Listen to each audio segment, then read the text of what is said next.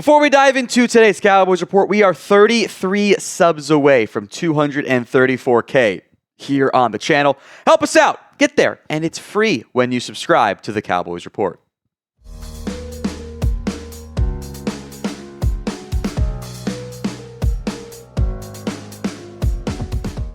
Cowboys roster moves are coming. We're going to break down what the Cowboys could potentially do to create the necessary roster spots as players are set to return from various injured lists. Currently 52 players counting against the Cowboys 53-man roster.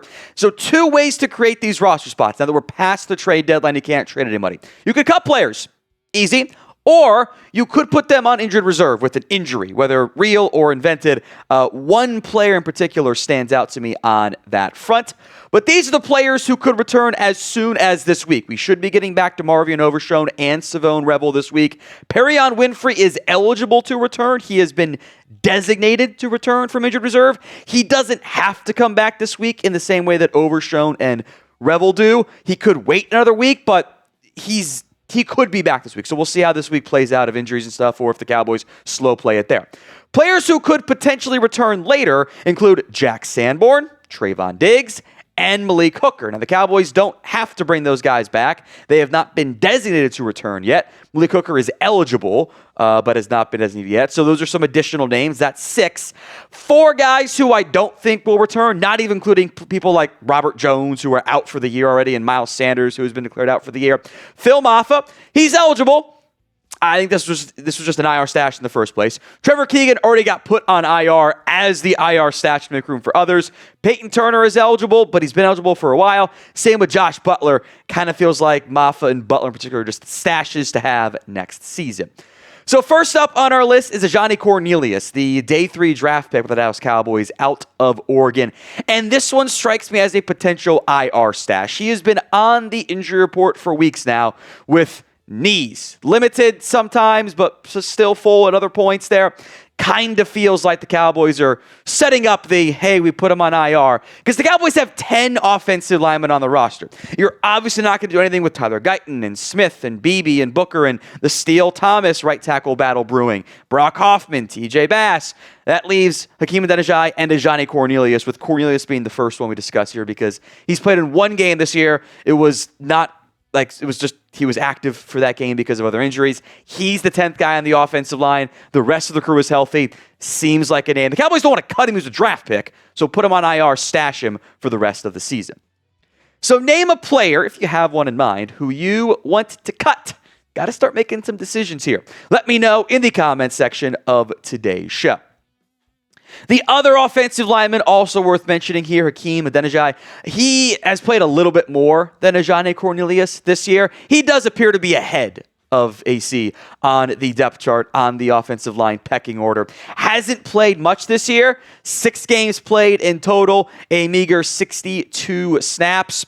He's just kind of been like the emergency offensive lineman, essentially. I'll also make note here, by the way, is worth mentioning, if you only bring back the 2 minimum, you put Cornelius on IR, you can kind of slow play it with Perrion Winfrey. Maybe you don't have to do something else in the event somebody gets hurt, knock on wood, against the Raiders. So there could be a slow play element here. Toia is next up. And this one really strikes me as like, okay, what do you do when Perrion Winfrey comes back? Obviously, Mazi Smith is already off the roster. He's with the New York Football Jets.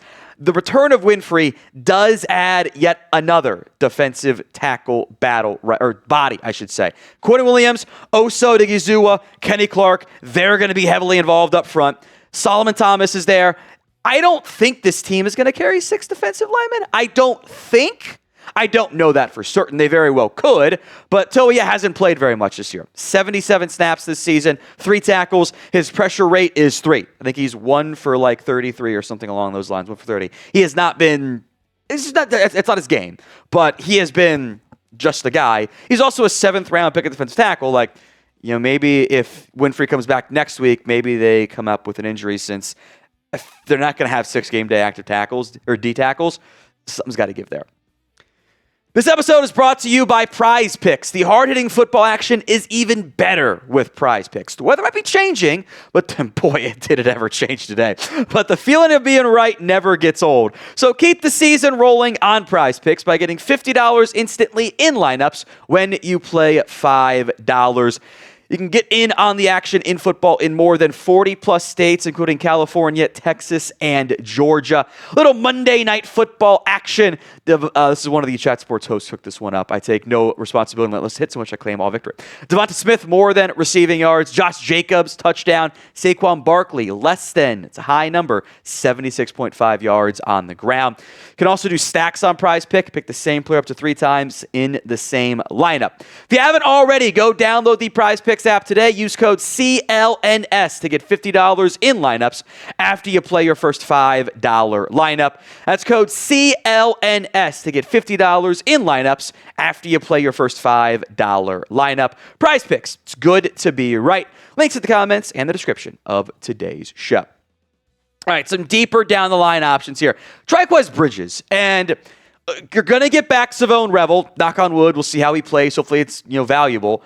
I don't know what that means for Bridges. And if Revel's going to be active on game day, so probably have to help on special teams, which has been a role that Bridges has helped out on. But that's another player kind of pushing him down the depth chart, as we'll get into. When he's been out there on offense, look, to be blunt, he's looked like a late 7th round pick. He has not been particularly good. Yes, he had the interception that was gift wrapped from Bo Nix. He got beat on the play, and the RPO glance was 5 yards behind the intended receiver. He has not been a good player necessarily. So I look at how this quarterback room shakes out, which could get more complicated if you were going to bring back Trevon Diggs down the line. DaRon Bland, Kyer Elam, Reddy Stewart, Kalen Carson are your top 4 right now.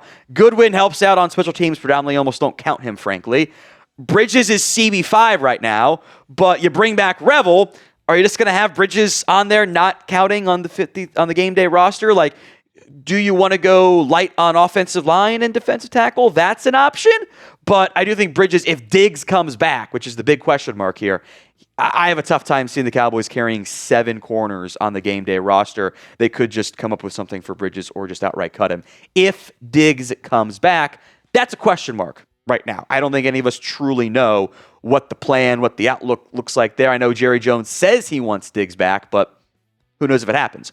Does Trevon Diggs play again this year? Y for yes, N for no. Sound off in the comments section of today's show. Next up is safety Alijah Clark. And again, I'm thinking about IR options here and return of Malik Hooker options. He's currently dealing with a rib injury.